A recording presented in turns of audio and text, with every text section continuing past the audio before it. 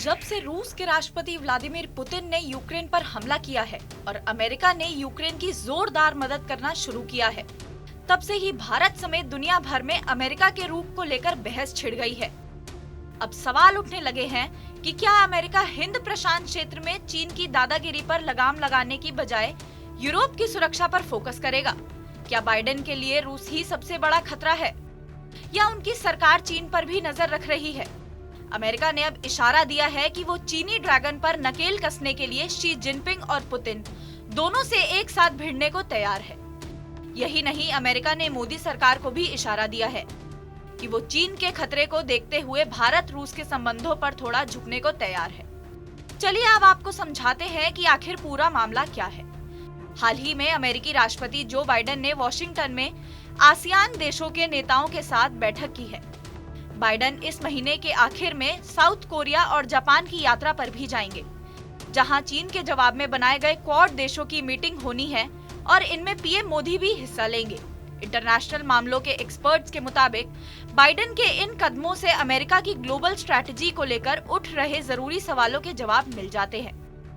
हालांकि इस वक्त बाइडेन चीन और रूस के बीच संतुलन बनाने की चुनौती से भी जूझ रहे हैं और इससे निपटने के लिए बाइडेन दो स्ट्रैटेजीज पर काम कर रहे हैं। जो बाइडेन जब सत्ता में आए थे तब उनकी फॉरेन पॉलिसी में सर्वोच्च प्राथमिकता यानी हाईएस्ट प्रायोरिटी में हिंद प्रशांत क्षेत्र था। रूस यूक्रेन जंग के बाद भी वो इसे छेड़ने को तैयार नहीं थे। अमेरिका का मानना था कि चीन उनके लिए सबसे बड़ी चुनौती है और यही वजह है कि उन्होंने जून 2021 में पुतिन के साथ मुलाकात भी की थी। यही नहीं, बल्कि बाइडेन ने पुतिन को बेहतर रिश्तों का ऑफर भी दिया था। अमेरिका की कोशिश थी कि रूस को मिलाकर पूरा ध्यान चीनी ड्रैगन को घेरने में लगाया जाए, लेकिन यूक्रेन में पुतिन के हमले के बाद अब रूस और चीन के रिश्ते और ज्यादा अच्छे हो गए हैं। एक्सपर्ट्स का मानना है कि ये धारणा भी गलत साबित हुई है कि रूस और यूक्रेन युद्ध में चीन फायदे में रहेगा। ये भी दावा कि रूस के यूक्रेन पर जीत के बाद इससे प्रभावित होकर चीन भी ताइवान पर हमला करेगा। ताइवान पर हमला तो भूल जाइए, चीन अभी अपनी समस्याओं से जूझ रहा है और राष्ट्रपति शी जिनपिंग की जीरो कोविड नीति सवालों में घेरे में आ गई है। चीन की अर्थव्यवस्था धीमी हो गई है और शी जिनपिंग की विदेश नीति चीन के लिए बहुत महंगी साबित हो रही है।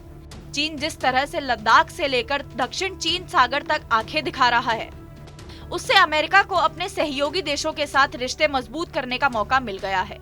अमेरिका ने हिंद प्रशांत क्षेत्र में ड्रैगन को घेरने के लिए ऑस्ट्रेलिया के साथ जहां ऑक्स गठबंधन बनाया है, वहीं क्वाड जैसे संगठन को मजबूत किया है। अब बाइडेन का अगला कदम क्या होगा ये तो वक्त के साथ ही पता चलेगा। लेकिन आपको हमारी ये वीडियो कैसी लगी, आप कमेंट सेशन में जरूर बताएं और ऐसे ही देश विदेश की तमाम बड़ी खबरों के लिए सब्सक्राइब करें हमारा YouTube चैनल TV9 भारतवर्ष।